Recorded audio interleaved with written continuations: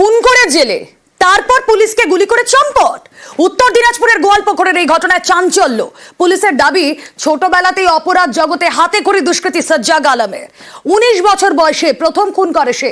সাজ্জাকের খোঁজে 2 লক্ষ টাকা পুরস্কার ঘোষণা করেছে পুলিশ।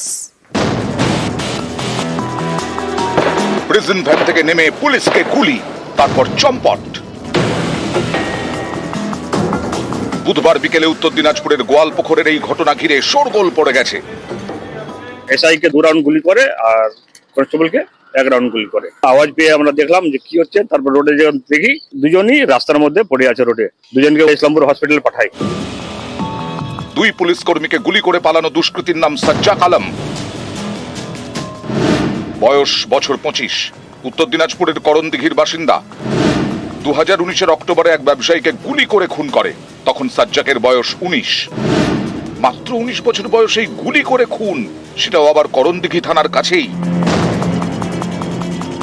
তার নাম শুনলে এখনো বুক কেঁপে ওঠে নিহত ব্যবসায়ীর পরিবারের। বৃহস্পতিবার থেকে তাদের বাড়িতে পুলিশ মোতায়েন করা হয়েছে। আতঙ্কে তো থাকবোই, এত বড় একটা ঘটনা ঘটিয়ে দিল পুলিশের সাথে, তো আতঙ্ক হবে না? আমি তো নিজে এখানে একাই থাকি ছেলে মেয়ে নিয়ে। পুলিশ পাহারা দিয়েছে? হ্যাঁ হ্যাঁ হ্যাঁ, পুলিশ পাহারা দিয়েছে। কি চাইছেন? আমি চাই শাস্তি হোক, দ্রুত যেন শাস্তি হোক। ছোটবেলাতেই অপরাধ জগতে পা, চুরি, ছিনতাই, গাড়ি চুরি, নানা ঘটনায় নাম জড়ায়। বেশ কয়েকবার পুলিশের হাতে ধরাও পড়ে, তারপরেও সাজ্জাক সিধে হয়নি। 2019-এ ব্যবসায়ীকে খুন করে সে জেলে যায়। এই ঘটনাতেই বুধবার তাকে ইসলামপুর আদালতে তোলা হয়। সেখান থেকে রায়গঞ্জ জেলে ফেরার সময় ফের নিজের খেল দেখায় সাজ্জাক। বাথরুম যাওয়ার নাম করে প্রিজন ভ্যান থেকে নামে, তারপর 2 পুলিশ কর্মীকে গুলি করে পালায়। এখানেই প্রশ্ন, 5 বছর ধরে জেলেবন্দি সাজ্জাক, সে আগ্নেয়াস্ত্র পেল কোথা থেকে? পুলিশের সন্দেহ, বুধবার ইসলামপুর কোর্ট চত্বরে তাকে অস্ত্র দেয় আব্দুল হোসেন।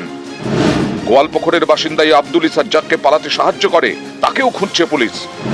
খোঁজ দিতে পারলে 2 লক্ষ টাকা পুরস্কার ঘোষণা করেছে রায়গঞ্জ পুলিশ। সাজ্জাকের জন্য 2 লক্ষ টাকা পুরস্কার ঘোষণা করা হয়েছে।